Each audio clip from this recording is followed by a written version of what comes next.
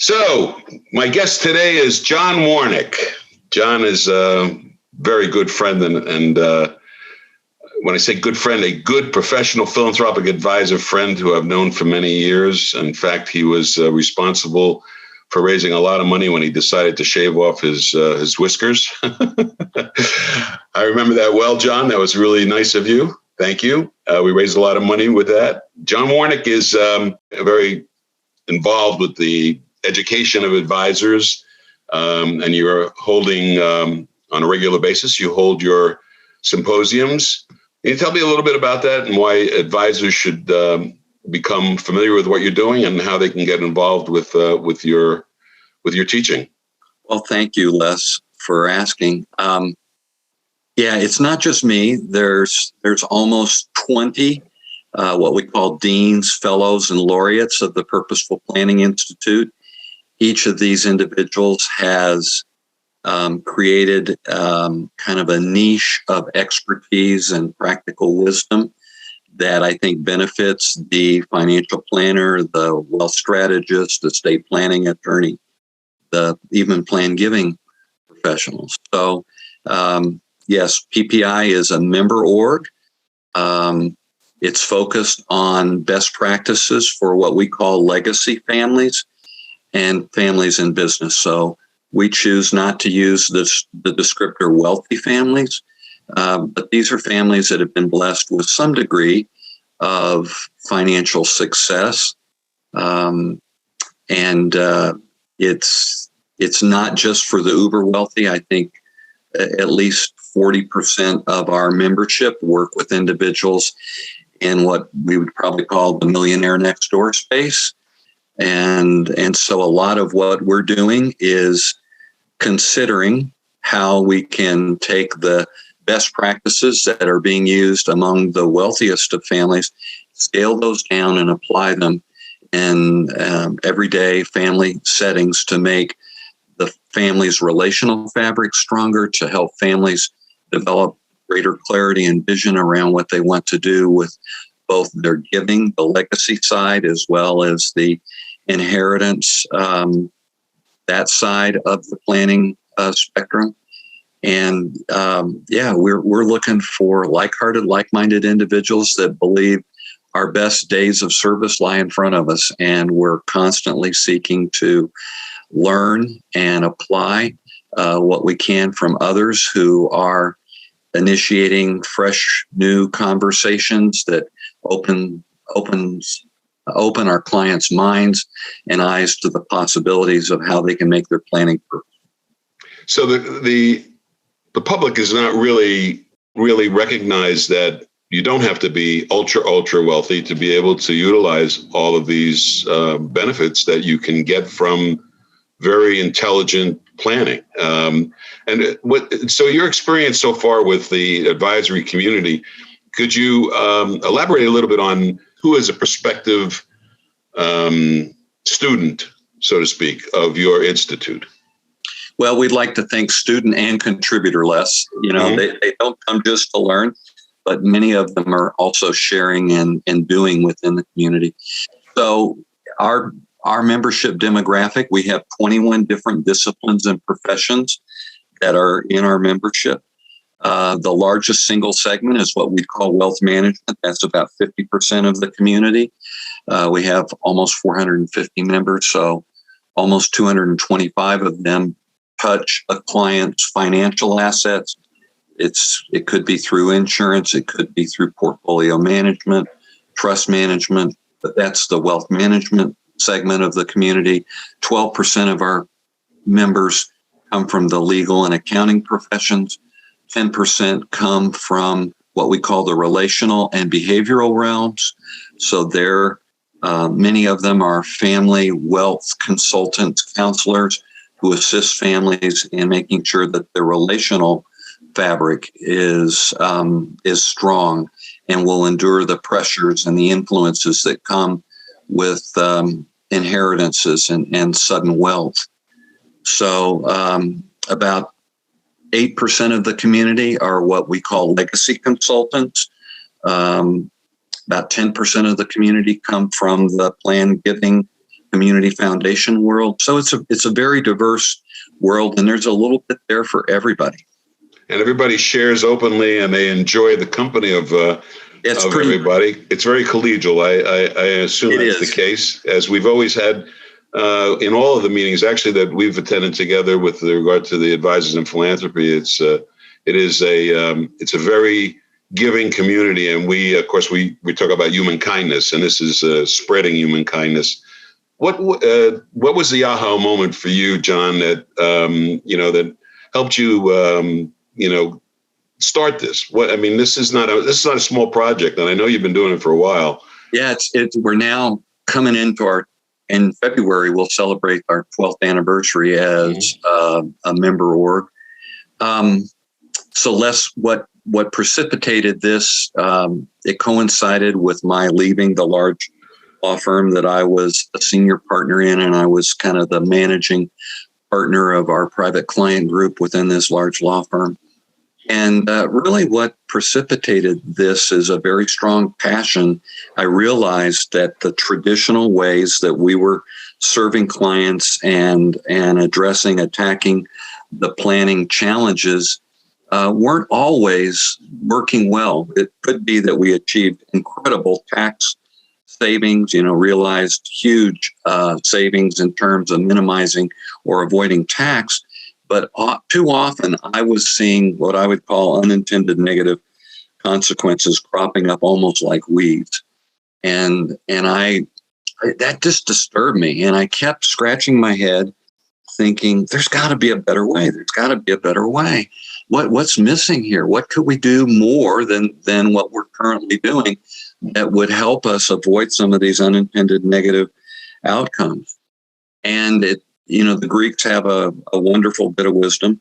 When the student is ready, the teacher will appear. And for me, that happened. I guess my moment of readiness was somewhere in the 2001. We associate that with 9/11. For me, it was a year of awakening. As I was scratching my head trying to figure out, is there a better way? I was, in a most providential way, connected to a gentleman by the name of James E. Hughes Jr., Jay Hughes, as he's known. And for 5 or 6 years, I got to carry his briefcase as he served one of the wealthiest families of the big law firm I was a partner in. And at the end of that period in 2007, he finished his engagement it was a 5-year commitment he made to this family. He was wrapping it up, and he came to Denver and he asked me to meet with him a day before we would meet with this family. And he said to me, "You're going to leave the large law firm and you're going to do what I do." And I said, "Jay, you're sadly mistaken. I'm going to do what you do, but I'm not going to leave the large law firm to do it." He says, "My friend, you'll find you're sadly mistaken. You cannot do this work inside of a large law firm." And that just fueled my intention to prove him wrong and to make it happen. And I really went about that for the next 12, 15 months. I set out on a course, came up with a business plan, sold it to the management committee of the firm, and thought we were on our way to doing something that would really have been very unique. Not to say we would have been the only firm in the country, but I think the way we were going to do it, we probably would have been the only firm building it out the way that I had envisioned, with its help from being influenced by Jay Hughes. Long story short, what happened in 2008? It was the great economic meltdown. Yep. And in September of that year, we were supposed to bring everybody together that had bought into this new concept idea. We're bringing a couple new partners into the firm, some incredible consultants that were going to help us execute the plan. And the managing partner of the firm came into my office the day before we were to sign the agreements to put this in motion and said, "I canceled our meeting." I said, "Are you going out of town?" He said, No. The firm, the management committee met this morning, and we cannot no longer afford your grand experiment. You've got to go back to doing things the way you had. And so that was a turning point. That was the night I came home and told my wife Jay was right. And a partner had said, "Come back in 3 or 4 years with this plan." And I told my wife that, and she said, "You just have to be patient." I said, "I'm going to die with my boots on at my desk if I don't get this going sooner than 3 or 4 years from now." Yeah. And that initiated a struggle. It led to very positive outcomes. We eventually figured out, okay, he would get behind me and support me and help me figure out how to do it. And within a year, I had left the law firm and started PPI. And the intention behind it was, just as Jay Hughes had for 5 or 6 years been a mentor and a guide and a teacher, I wanted to make that possibility open. I wanted to bring the Jay Hugheses of the world into conversation with friends and colleagues that appreciated the need for kind of busting through the traditional ways that we were doing planning. And that's how PPI got started. Yeah, well, you're a maverick like me. When I talk about social secharity and I talk about human kindness and I talk about endowing America, and people look at me like, you're from Mars. The point of the matter is that you only get things done when somebody is willing to take up the mantle of something that's new and exciting and something that is very worthwhile to everybody. Changing the world is not easy. And I think that you're a world changer. And one of the reasons why I enjoy your collegial companionship is just from that perspective. I think that your leadership in this community and this type of work with professional people, making them into professional philanthropic advisors. Do you agree with that term, the professional philanthropic advisor? You think that's a legitimate term? I do think it's a legitimate term, and we both are aware of the CAP program.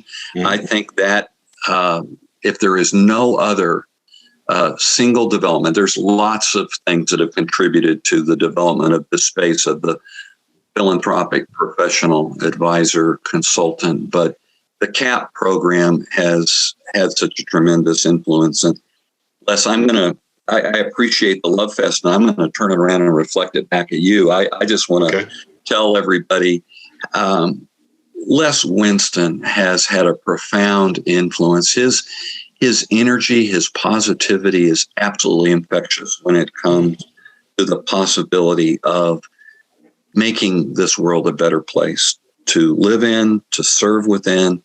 And Les, I'm so grateful for everything that you've done and for everything that you're doing. Keep it up, big guy. You're making me cry. No, I appreciate, when you reflect on the time that's passed, because I actually, I did a very brief kind of overview of where this started and how long ago this actually started. And this goes back, I remember having that large circle gathering at one of the conferences that was being run by Phil Kubetta. And the objective at that time was everybody take a white sheet of paper and a marker and take several sheets of paper if you need them and just write the most bizarre, outlandish idea that you can think of, And at that time, I remember I wrote, replace Social Security with charitable trusts. And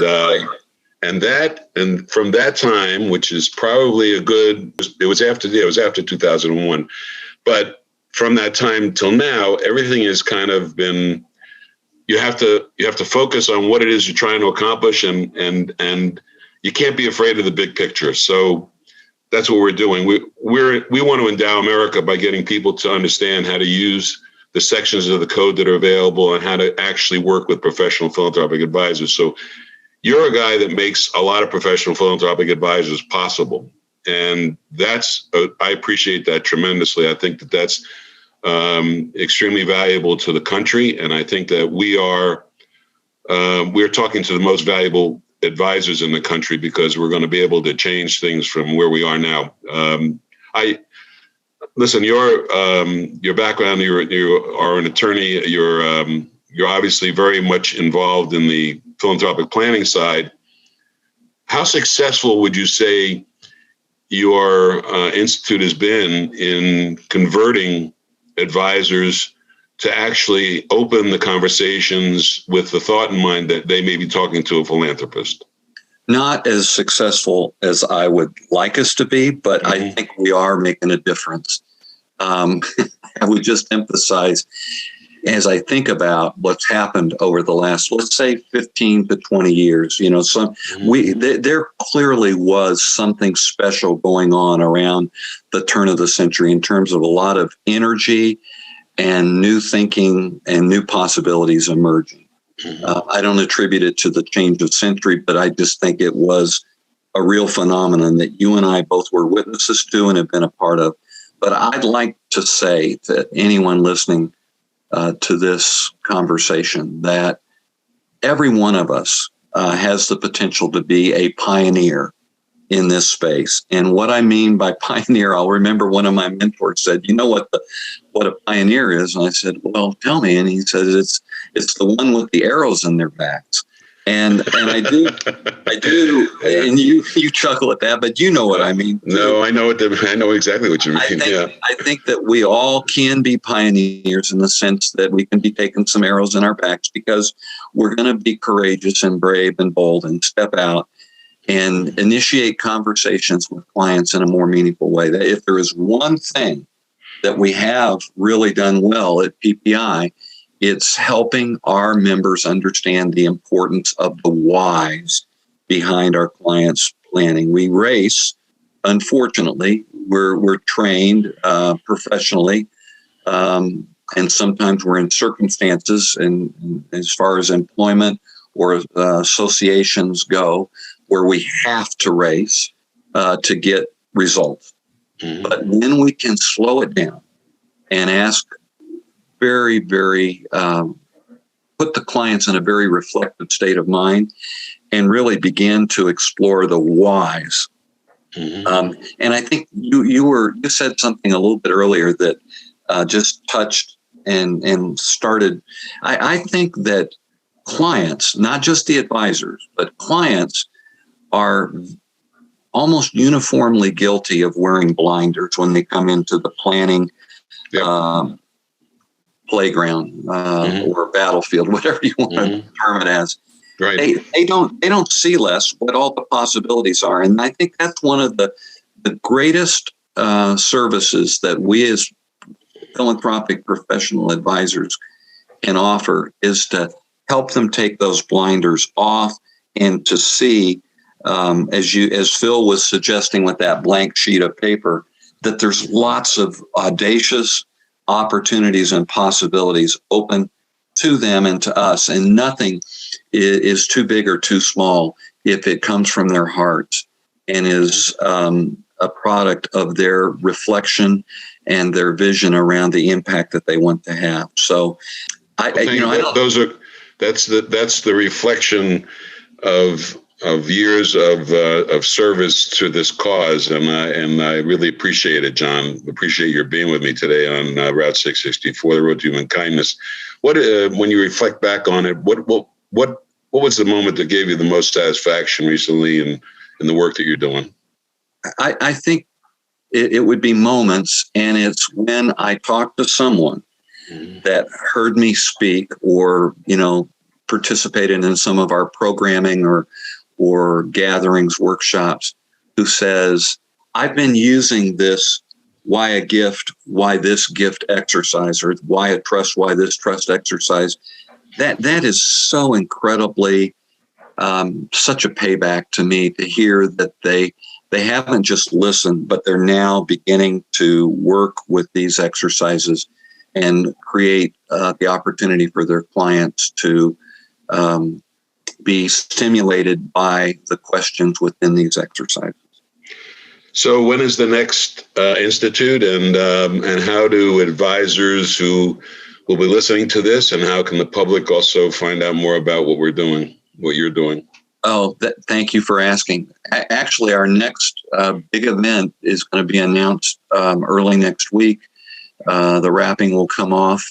It's called the Purposeful Planning Symposium. It's going to be a virtual event. It will be 3 half days, 2.5 to 3.5 hours each day. It's going to expose anyone who wants to have their minds stretched around new possibilities, and it will be affordably priced.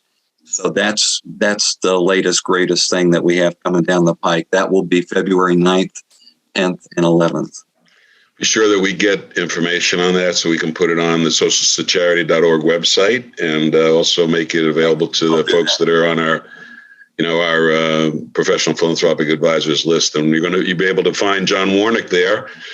John is a professional philanthropic advisor, and he is in our list of advisors. If you go to socialsecharity.org, you'll find his name there. And the symposiums are now going to be virtual, so you're not going to be in Colorado per se? Or what? Well, we will do a live event in the middle of July of next year. Okay. God willing, and everything in the universe coming together. We've now had 2 years where we've had to convert to virtual, but we discovered that virtual, if you do it right, can be extremely powerful. And this particular symposium is going to be aimed at those who really are curious to learn more, rather than those who are already kind of steeped in what we're doing. Right. But the live events will continue to attract those who've been part of the community for a while, or who really want to dive really, really deep. That's great. My guest is John Warnick, and we appreciate your time today with us on Route 664, the road to human kindness. And keep up the great work. And if there's anything that we can do to help you promote your institute, we're happy to do that for you. And Godspeed. Thank you, Les. Yeah, you take care. Thank you very much. Take care. Bye-bye.